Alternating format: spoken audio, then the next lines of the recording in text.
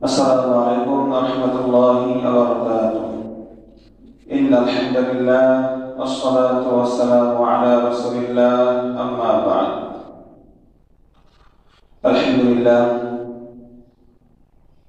আমরা প্রথমেই মহান রবের দরবারে শুকরিয়া আদায় করেছি যে মহান আল্লাহ তাআলা আমাদেরকে দয়া করে মায়া করে মুসলমান জাতির মধ্যে অন্তর্ভুক্ত করেছেন এবং আমরা দরুদ করে নিচ্ছি সেই বিশ্ব মানবতার মুক্তির দূত নবী আরবি মুহাম্মদ রাসূলুল্লাহ সাল্লাল্লাহু আলাইহি ওয়াসাল্লামের উপর। সম্মানিত প্রিয় শ্রোতা মণ্ডলী, আজকে আমাদের সম্মুখে একটি গুরুত্বপূর্ণ বিষয় নিয়ে আলোচনা করব,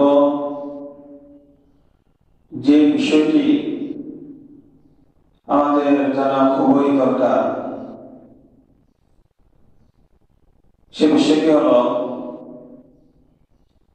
প্রতি বছর ইংরেজি মাস অনুযায়ী যখন ডিসেম্বর মাস আসে, জানুয়ারি মাস শুরু হবে। ডিসেম্বর মাসের শেষ রাত্র জানুয়ারি মাসের দিনের শুরুর আগে, যেটাকে আমরা 31st নাইট বলে জানি, এই বিষয়ে একটু আমি আপনাদের সম্মুখে কিঞ্চিত আলোচনা করব। ইসলামের দৃষ্টিতে এই 31st নাইট উদযাপন করা কতটুকু যুক্তিসঙ্গত, এটাকে হারাম নাকি জায়েজ, ইসলাম কি বলে, এ সম্পর্কে কিঞ্চিত আলোচনা করব। সম্মানিত হাজিরিন, 31st নাইট সম্পর্কে যদি আমরা জানতে চাই, তাহলে এর ইতিহাস সম্পর্কে আমাকে আগে জানতে হবে। এই 31st নাইট কিভাবে বিশ্ব জুড়ে সমাহিত হলো, বিশ্ব জুড়ে এই উদযাপন কিভাবে শুরু হলো, আগে আমাকে সম্পর্কে জানতে হবে। তো আসুন আমরা প্রথমে এই 31st নাইট এর গোড়ার ইতিহাস সম্পর্কে আমরা জানার চেষ্টা করি। সম্মানিত উপস্থিতি, 31st নাইট হলো গ্রেগরিয়ান ক্যালেন্ডার অনুযায়ী বছরের শেষ রাত।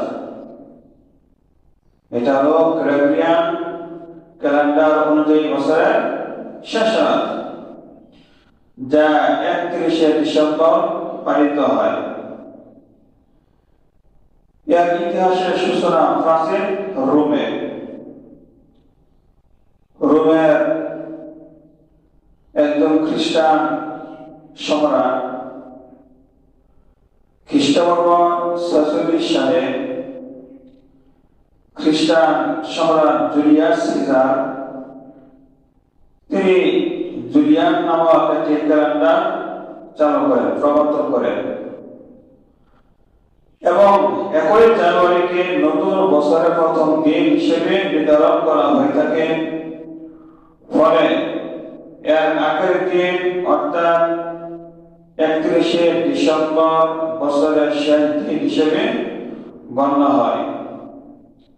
পরবর্তীতে 1582 সালে গ্রেগরিয়ান ক্যালেন্ডার চালু হলো 31শে ডিসেম্বর, এটা বছরের শেষ দিন হিসেবে থেকে যায়। তবে সময়ের সঙ্গে সঙ্গে কালের পরিবর্তনে এই রাত্রি পুরনো বছরকে বিদায় এবং নতুন বছরকে স্বাগত জানানোর প্রতীক হিসেবে পুরা বিশ্বে আস্তে আস্তে এটি উদযাপিত হতে থাকে এবং এটা সমাহিত হতে থাকে। তাহলে এই ইতিহাসের মূল যদি আমরা আলোচনা করি, আলোচনা করে জানতে পারলাম এটা মূল হলো খ্রিস্টানদের ধর্মীয় ঈশ্বর সাথে সম্পর্কিত, যা খ্রিস্টানদের স্বতন্ত্র একটি ধর্মীয় অনুষ্ঠানের সাথে, ধর্মীয় বিষয়ের সাথে, নিজস্ব স্বতন্ত্র উৎসবের সাথে এটা সম্পর্কযুক্ত। এখন প্রশ্ন হলো, ইসলামের দৃষ্টিতে এই 31st নাইট উদযাপন করা কতটুকু যুক্তিসঙ্গত এবং ইসলাম এবং এই ব্যাপারে কি বলে? সম্মানিত হাজিরিন, ইসলামের দৃষ্টিতে সরাসরি বলতে গেলে 31st নাইট উদযাপন করা সম্পূর্ণ হারাম। সম্পূর্ণ কি? হারাম। এই 31st নাইট হারাম হওয়ার অনেকগুলো কারণ রয়েছে। আমি শুধু 2-3টি কারণ উল্লেখ করবো হারাম হওয়ার। আপনারা সকলে মনোযোগ সহকারে শুনুন। এক নম্বর কারণ হলো, রাসূলুল্লাহ সাল্লাল্লাহু আলাইহি ওয়াসাল্লাম হাদিসে বলেছেন, মান তাশাব্বাহা বিকওমিন ফাহুয়া মিনহুম। যে ব্যক্তি কোন সম্প্রদায়ের সাদৃশ্যতা অবলম্বন করবে, সে ওই সম্প্রদায়ের অন্তর্ভুক্ত হবে। কাল কিয়ামতের ময়দানে সে ওই ব্যক্তির, ওই সম্প্রদায়ের, ওই জাতির অন্তর্ভুক্ত হয়ে হাসরের ময়দানে সে উঠবে। তাহলে এই হাদিস দ্বারা স্পষ্টভাবে আমরা বুঝে নিতে পারি, যেহেতু 31st নাইট এটা খ্রিস্টানদের একটি স্বতন্ত্র উৎসব, কাজেই কোন বিধর্মী অমুসলিমদের স্বতন্ত্র উৎসবকে কোন মুসলিম উদযাপন করতে পারে না। এছাড়াও আরেকটি কারণ হলো,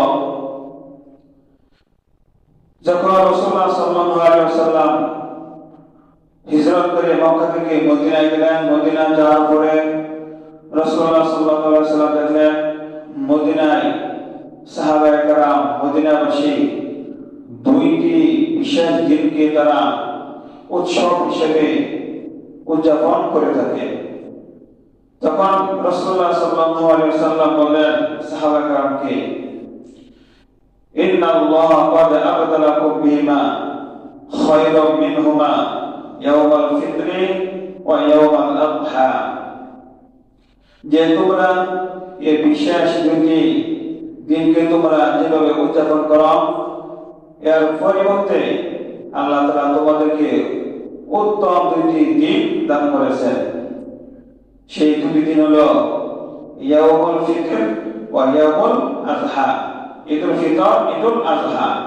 কাজেই তোমরা ওই দিনগুলো তোমরা উদযাপন করা ছেড়ে দাও, বরং তোমরা ঈদুল ফিতর ও ঈদুল আযহা এই দুটোকে উৎসবের দিন হিসেবে তোমরা গ্রহণ করে দাও।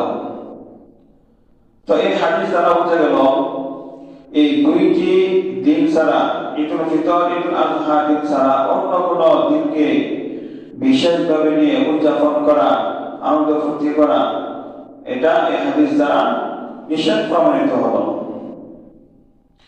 এছাড়াও সর্বশেষ একটি কারণটি বলবো, এই একটি কারণই যথেষ্ট 31st নাইট হারাম হওয়ার জন্য। সে কারণটি হলো, যেই রাত্রে এই 31st নাইট উদযাপিত হয়, সেই রাত্রে হারাম কাজের ব্যাপক উপস্থিতি থাকে এই উদযাপনের সময়। যেমন বেহায়াপনা, অশ্লীলতা, নাচ গান, নারী পুরুষ অবাধ মেলামেশা, মদ্যপান করা, মদ খাওয়া, গাঁজা খাওয়া, বাবা বিড়ি খাওয়া, এছাড়াও নামাজের অবহেলা তো আছেই, সময়ের অপচয় তো এর ভিতরে আছেই। আর এই সমস্ত কাজ, এই সমস্ত বিষয় ইসলামের সম্পূর্ণ স্পষ্টভাবে হারাম। যেমন আল্লাহ তাআলা কোরআনে বলেন, ওয়ালা তাকরাবুল ফাওয়াহিশা মা যাহারা মিনহা ওয়া মা বাতান। তোমরা প্রকাশ্য এবং অপ্রকাশ্য প্রকাশ্য কোনো অশ্লীল কাজে নিকটবর্তী হইও না। তো এই আয়াত দ্বারা স্পষ্টভাবে এই কথাই প্রমাণিত হচ্ছে যে 31st নাইট উদযাপিত হওয়ার সময় এই সমস্ত বেহায়াবানা, অশ্লীলতা, নারী পুরুষ অবাধ মেলামেশা, এই সব সম্পূর্ণ হারাম। আর আল্লাহ তাআলা এবং হারাম জিনিস উদযাপিত হওয়ার সময় এবং মন্দ জিনিসের নিকটবর্তী হওয়ার জন্য নিষেধ করেছেন। তো সর্বশেষ আমরা আলোচনার মাধ্যমে এই কথাই বুঝতে পারলাম, আমরা মুসলিম সমাজ যারা 31st নাইট উদযাপন করে এটা সম্পূর্ণ হারাম। কোন মুসলমান ছেলে, কোন মুসলিম সমাজ, কোন অমুসলিমদের এই উৎসব উদযাপন করতে পারে না। এজন্য সম্মানিত হাজিরিন, সামনে যেহেতু এই 31st নাইট উৎসব আমাদের সমাজে আসতেছে, আমরা আমাদের মুসলিম ছেলেমেয়েদেরকে এই বিষয়ে সতর্ক করব এবং এই বিষয়ে সমাজবাসীকে আমরা সতর্ক করব। নিজেও এই হারাম কাজে যাব না, আমরা আমাদের ছেলেমেয়েদেরকে, আত্মীয়স্বজনদেরকে, মুসলিম সমাজবাসীদেরকেও আমরা এই হারাম কাজে যেতে দেব না। আল্লাহ আমাদের সবাইকে এই 31st নাইট উদযাপন করা থেকে হেফাজত করুন। আমিন। ওয়া আখিরু দাওয়ানা আলহামদুলিল্লাহি রাব্বিল আলামিন।